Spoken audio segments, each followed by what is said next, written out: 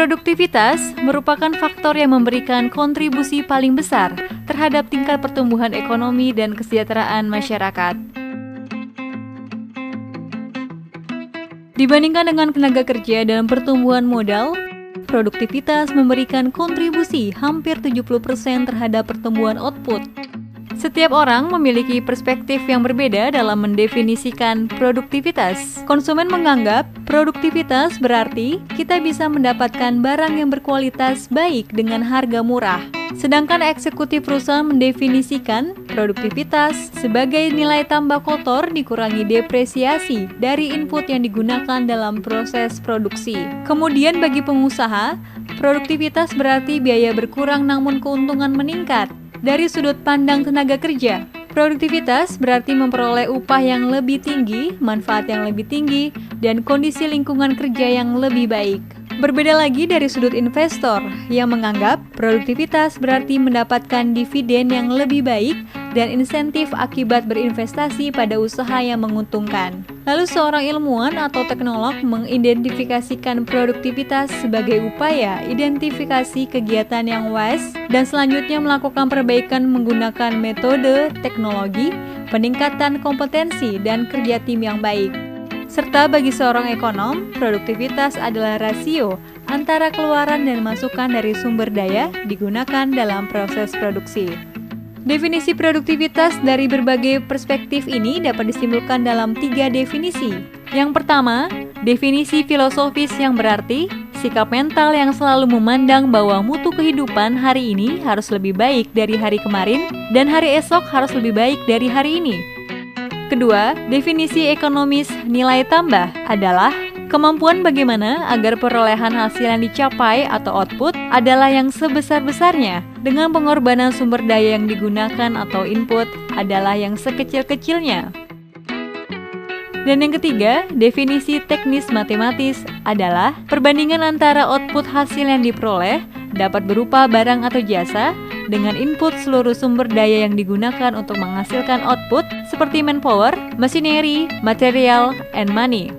Banyak arti produktivitas sesuai sudut pandang masing-masing. Produktivitas bukan berarti harus bekerja lebih keras, terkecuali jika yang bersangkutan malas, atau biaya sedikit, terkecuali jika pemotongan biaya tersebut tidak mempengaruhi kualitas produk. Produktivitas akan tercapai dengan mengurangi tenaga kerja, bukan pula berarti seperti itu. Terkecuali memang pasar sedang tidak ada permintaan, atau para manajer harus bekerja ekstra. Juga bukan berarti seperti itu, karena memang itu pekerjaannya. Seorang manajer harus bekerja ekstra, atau menyewa tenaga ahli agar lebih produktif. Tentu saja bukan, karena semua pekerja harus kompeten dan ahli.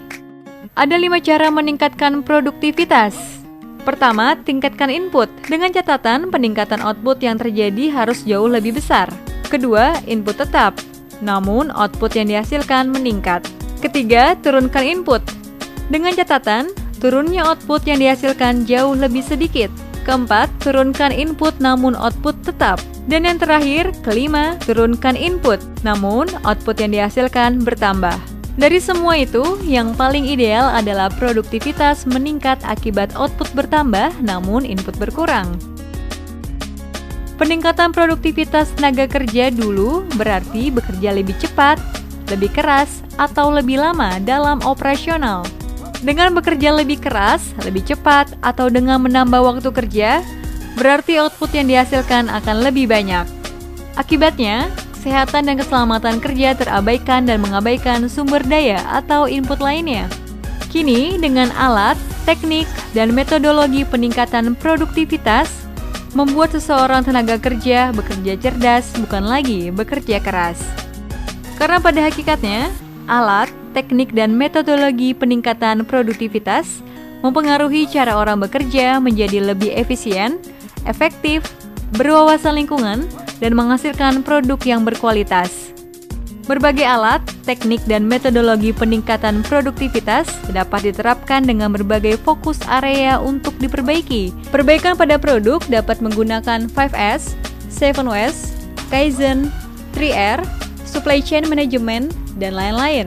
Perbaikan pada proses dapat menggunakan Just in Time, 5S, Six Sigma, Kaizen, Green Productivity, dan lain-lain. Sedangkan perbaikan yang dilakukan untuk meningkatkan efektivitas dan efisiensi tenaga kerja dapat menggunakan lean management, kerjasama di tempat kerja, social accountability, 5S, 7Ws, dan lain-lain. Selanjutnya yang keempat, yaitu perbaikan yang ditunjukkan pada keseluruhan bidang produksi serta konsumsi barang dan jasa. Dapat menggunakan balance scorecard, business excellence, global agriculture practice, dan lain-lain. Dalam berbagai kasus, upaya peningkatan produktivitas yang dilakukan dapat saja dirancang atau diimplementasikan untuk mencapai banyak tujuan, di mana satu sama lain saling mendukung dalam penerapannya dan dalam mencapai hasil yang diinginkan.